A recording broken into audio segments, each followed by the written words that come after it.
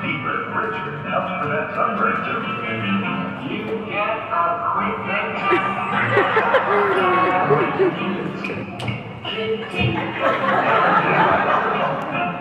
Up here again, can't you understand? Hoppy. Oh, it never fails. Make your head feel before you brush up. Hello? Hello, Mrs. I'm a Whiffle. This is she. I'm with Wee Buggy, a phone company. I'd like to tell you about our special long-distance rates. Well, hurry up. My favorite movie's coming on in a few minutes. Thank you. This will only take a moment. May I ask you a few questions to help determine which calling program would be best for you? All right. How old are you? Well, that's pretty personal for a stranger to ask. Let's just say I'm a little over 60, but not by much. Well, that's fine. Are you married? Oh, I'm a widow. My dear husband Fred went home to be with the Lord about 8 years ago. He was killed by a turkey. A turkey killed him? Yep, botulism. Sorry. Oh, don't be. He's better off. And to tell you the truth, so am I. But don't you tell anybody I said that now. I won't. Do you have any children? Heavens, yes. I have a son and a daughter. They're all grown now. Do they often call? Larry's my oldest. He's a lawyer. He's given me 2 wonderful grandchildren. I'm so happy to see them when they come to visit. But to tell you a little secret, I'm just as happy to see them go. It's a good thing that they live a couple hours away, because a couple days of those loud cartoons can get on a body's last nerve. Well, I'm sure that when they call... And then there's my girl Louise. We call her Little Louise because she's the baby of the family. But she's not so little now. She's a big baby. And she's getting bigger all the time. I tell her to lay off the pizza. She's a bachelorette and she doesn't eat the healthiest of food.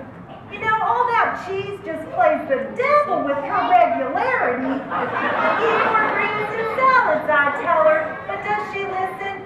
She's a writer. Real creative, that girl is. She writes a daily column for the newspaper. That's wonderful. I bet you enjoy talking to your children when they call. When they call? Are you kidding me? Getting Larry to call is tougher than toenails. But at least little Louise comes over and visits quite often. She just lives down the street in a basement apartment.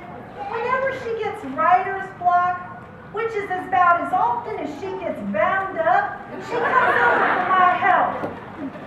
But she's a good girl, though. She bought me this medical alert bracelet that sets off an alarm if I need help. But I don't think I'll ever need it. But it makes her feel better. That's nice. Now let me tell you Look, about my movie's starting. I have to go now. It was nice talking to you.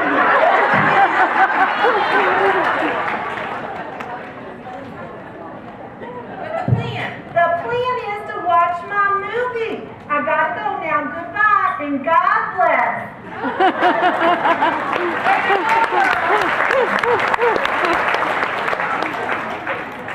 Nobody around to bother me, and my favorite movie's coming on. I've been waiting all week for this. Handy wipes also installed with 1,001 uses. Welcome to Hampton Cotton. Hey, Mama! What? I'm sorry I startled you. You didn't scare me, Louise. I just decided to talk about whatever to celebrate your visit. Hey, Louise, welcome home.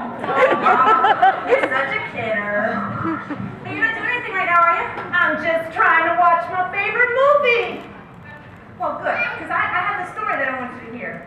I've been waiting all week for this, Louise. Well, Mama, I got you a VCR for Christmas. Just record it. Oh my gosh, I can't even set the timer on that silly thing. One time I tried taping one of my soaps, and it played back this show that had strange little creatures with TVs in their stomachs. Oh, that sounds like you got the Teletubbies by accident. Well, they did look like an accident. They looked like one of those atomic radiation mutations from the 50s. If I would have seen something like that when I was a kid, I would have had nightmares for weeks. It's a good thing all we had was radio shows. That's great, Mama. And the radio shows were the best. My favorite was when Fibber McGee would open up his closet and all the things would fall out everywhere. I'd laugh and laugh every week when he did that.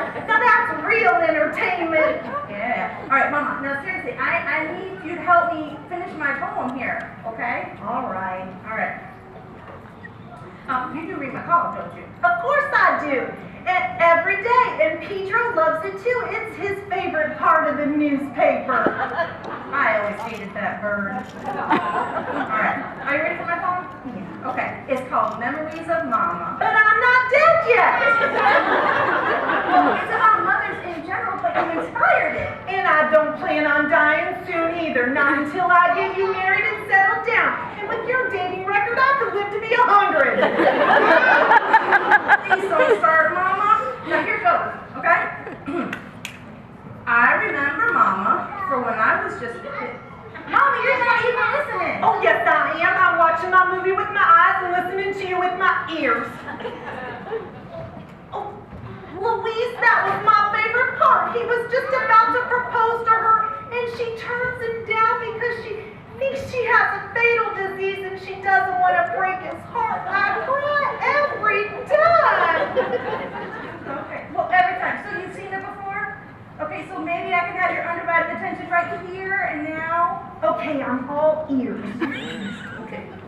All right. I remember Mama for when I was just a kid. No matter where I went or when, she knew just what I did. Her wisdom and her insight were known throughout the land and were just as sharp and striking as the smacking of her hand. Very funny, Mama.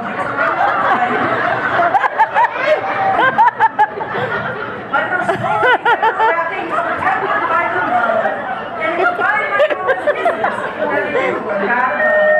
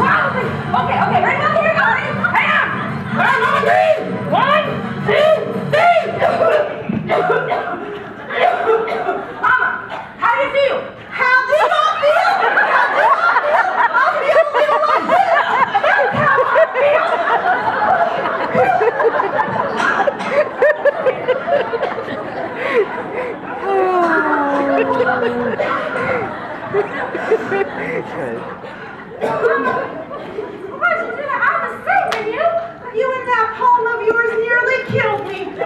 No wonder you call it Memories of Mama. One more stanza and the memory is all I would have been.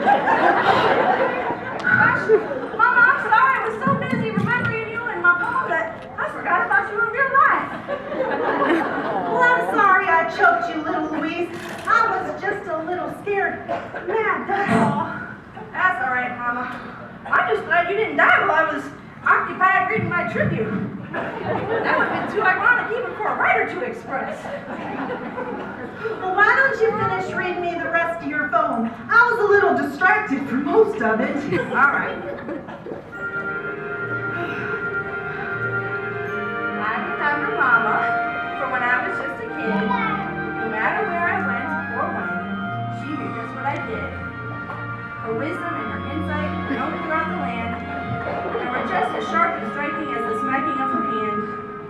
But her scoldings and her rappings were tempered by her love, and it was by my mama's kisses that I knew her God above. Each night, she'd tuck us into bed and help us say our prayers.